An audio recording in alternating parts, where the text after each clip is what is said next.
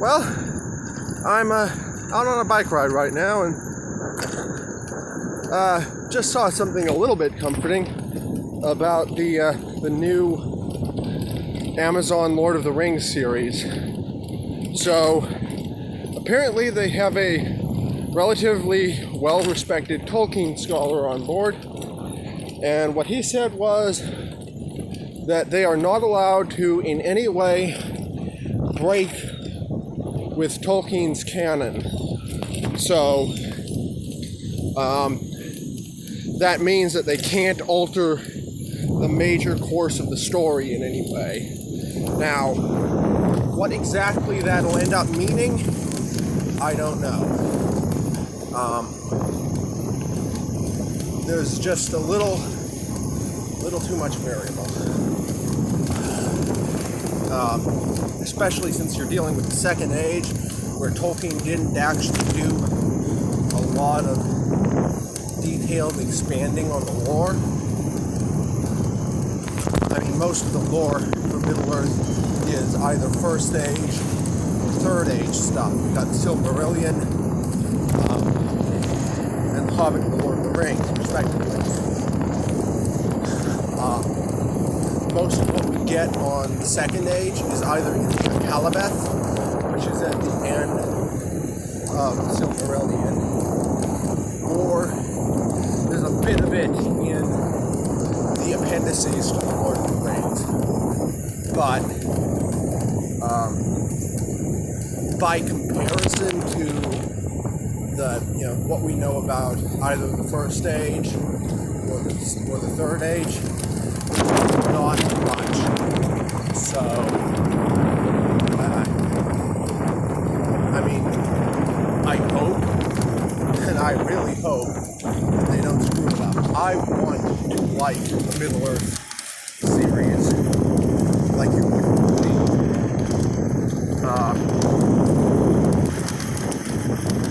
Like I said in my last video, I'm cautiously optimistic.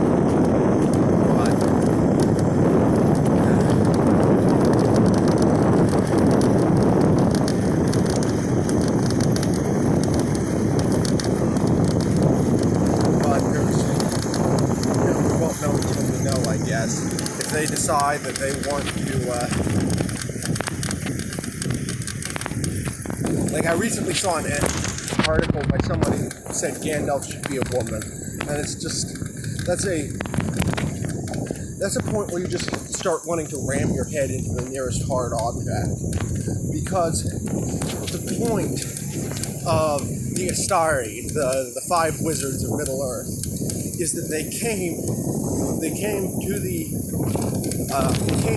shores of Middle-earth in bodies that were rather deliberately sort of old and decrepit, as a means of preventing them from trying to assume power. I guess you could say that didn't exactly work out, given Saruman, but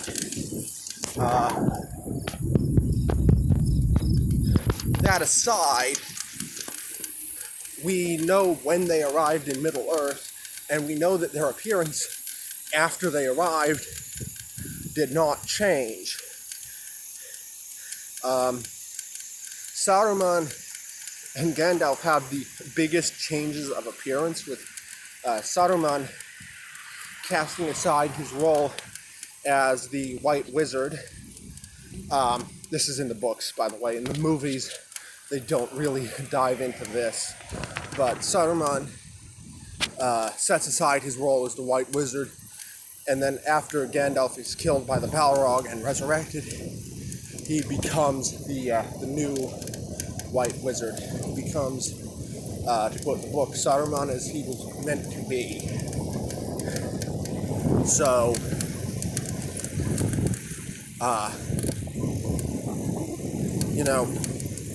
with that article that said that Gandalf should be female in the new series, I don't think Gandalf was even in Middle-earth at that time. So,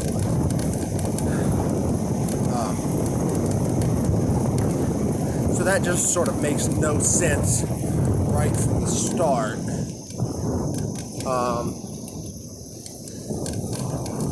Then,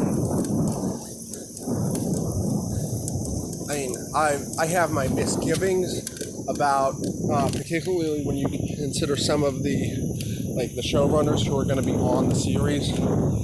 But if all goes well, I think it could be an interesting series and fun to watch. I just really sort of desperately hope that they don't try to inject any kind of modernism into it. And I mean, I know, I rail against modernism constantly, and it's probably gone from a fun little quirk to being quite annoying to most people who follow me. But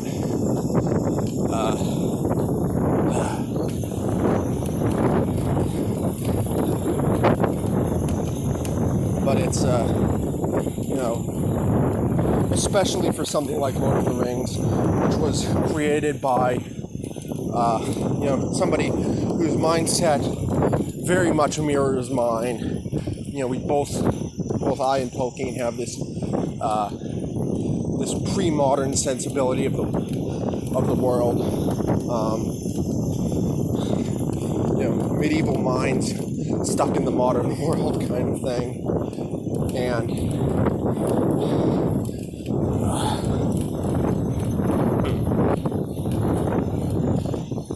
And so, if they really want to, and if they inject a large amount of modernism into it, then the thing that draws people to it, that it's based on Tolkien's work, will die. So, my opinion is that if they want this to be successful, if they want this to be a series that people actually want to watch, they will steer clear of modernism and try to keep Tolkien's original sensibilities and purpose of the story intact. They won't editorialize too much on it. And I mean, God help them if they start making it's like if Ar-Pharazôn the Golden becomes their stand-in for the current president, who I will not name, then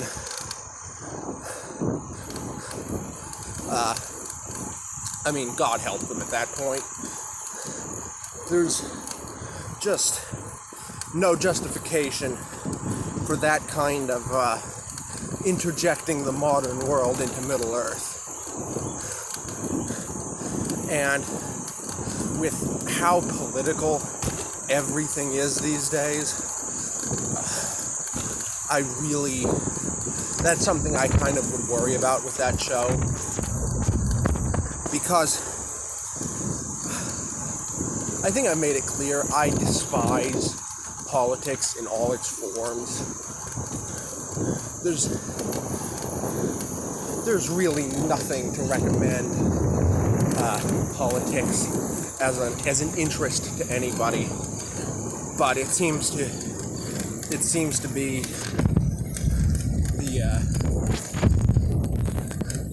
the whatever.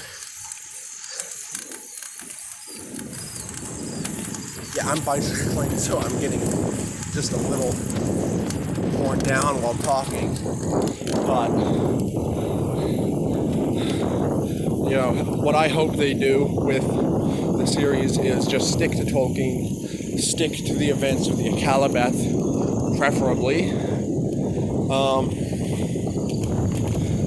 And, if they dive into the downfall of Numenor, then we might get to see Isildur in action before the events of Lord of the Rings, which, I mean, would be pretty darn awesome to see, because Isildur did some pretty amazing stuff early in his life before the downfall of Numenor.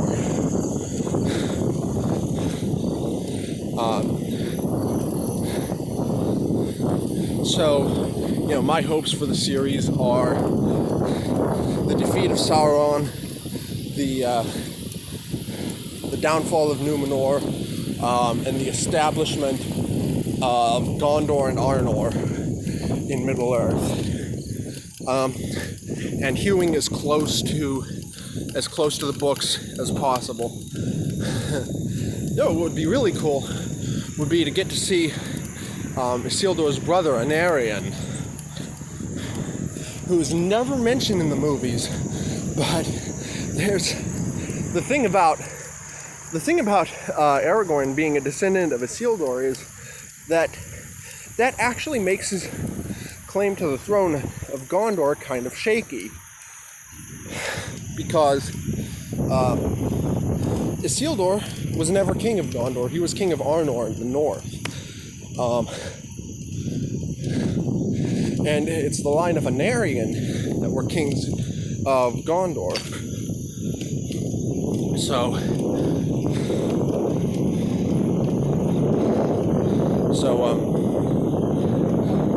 there's a line by Denethor in the Return of the King book that I can't, off the top of my head, remember, but it's very disparaging of the line of Isildur.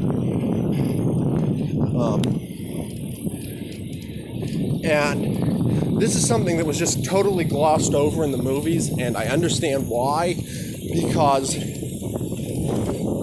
in a book you have a virtually unlimited amount of time to unfurl narrative and backstory, but in a movie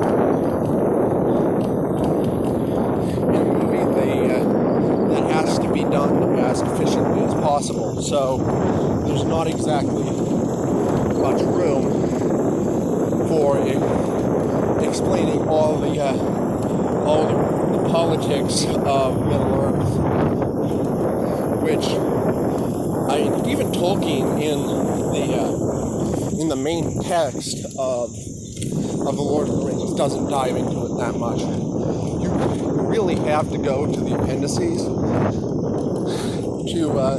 to get the full picture, and the appendices just really give you the sense of the whole story being a cohesive whole set in a real world. It's not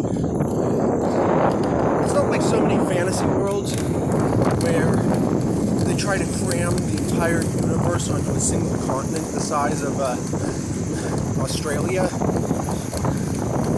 Just about. But it's a full world. There are continents and oceans outside of what you see on the map. There are lands and peoples beyond what we got to see. But you get to see just enough of them to let them know that they're there. There might be things new. And it's something like that flushes out. And if there's one thing a TV show can do for the on-screen Tolkien universe, it's that fleshing out and getting to show what's just beyond the boundary of that map on that page. We could explore near Harad or journey east or see the Mount Khan. Stuff like that. Stuff like that is something that I would pay money to see on screen. And that's what we get. Just if we get to really see the expanse of the world that Tolkien made, and if they treat it with respect, then I'm all for it. The only issue that I might possibly have is if decide to disrespect it and try to make everything an analogy for our current modern world. Another thing that would be great to see on screen is the Black Numenorians. And they're not called that because of their skin color, by the way. They're called that because they're a subset of the Numenorian people who have a bit of a kingdom on Middle-earth, but who remained in service to Sauron after the fall of Numenor. And we only actually meet one of them in the books, and that's the Mouth of Sauron, who is this strange herald who taunts Aragorn and Gandalf before the Black Gates. And Aragorn does not kill him in the book because you don't kill the messenger. It's, that shows a bit of the difference between the book Aragorn and the movie Aragorn, is that the book Aragorn does have a more medieval mind and acts in a way more congruous to a medieval king.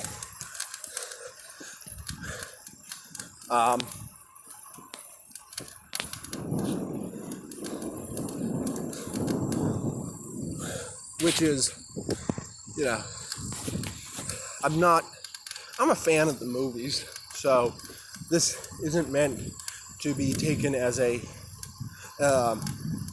condemnation, and I think Viggo Mortensen did a good job of portraying Aragorn, although I think, how to put it, his Strider was a little bit better than his Aragorn.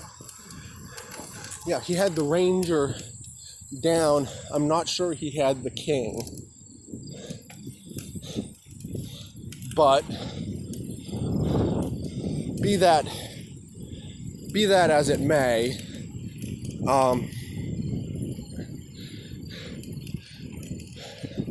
I have hopes and fears for the new series, and I'm looking forward to watching the first episode when it comes out.